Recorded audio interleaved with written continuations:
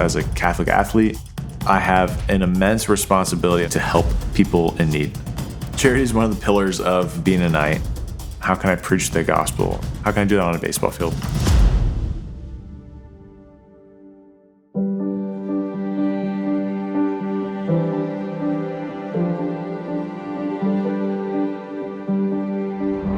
Corey and I played travel baseball together.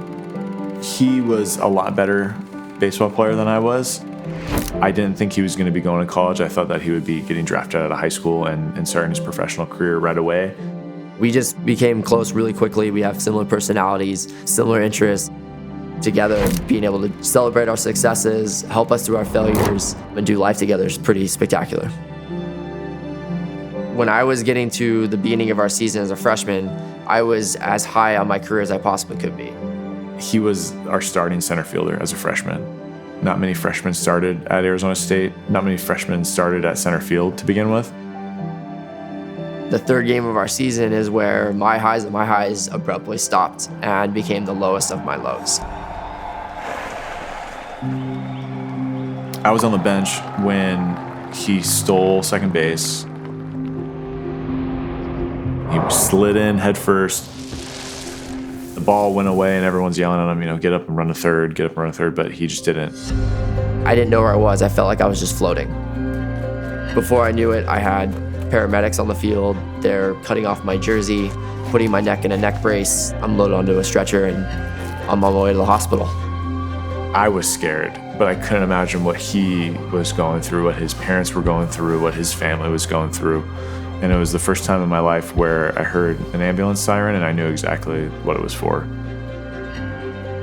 That's where things really took a turn for the worst. And one chapter of my life stopped and another one began.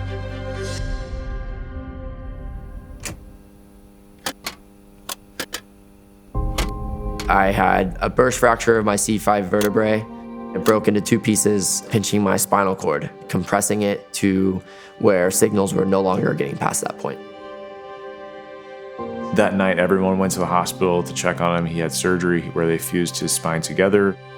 This is our friend, this is our brother, this is our teammate. This is someone that we want to be with all the time to make him feel like we didn't forget about you.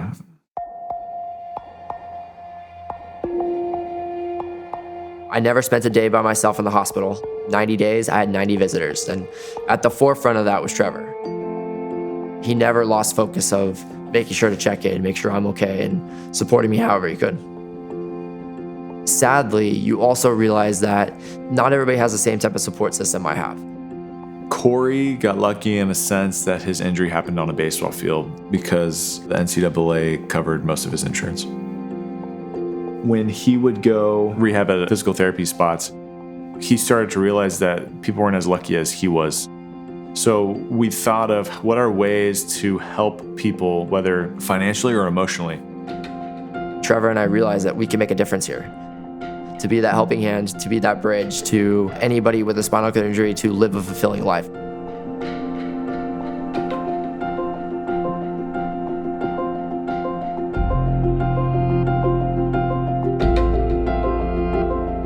About 2 years ago, I was involved in a tragic motorcycle accident, and I spent about 4 months in the hospital.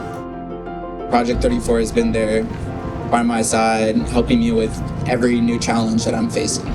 Thank you again for being here and coming out and supporting the cause.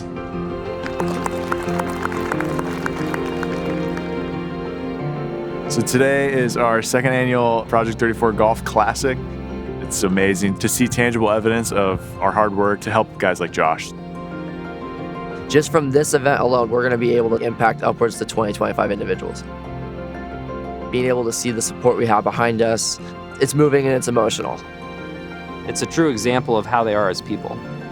Trevor, even as a Major League Baseball player, his focus is on Project 34 and spinal cord injury, just always the focus on others and not himself, and it's an inspiration.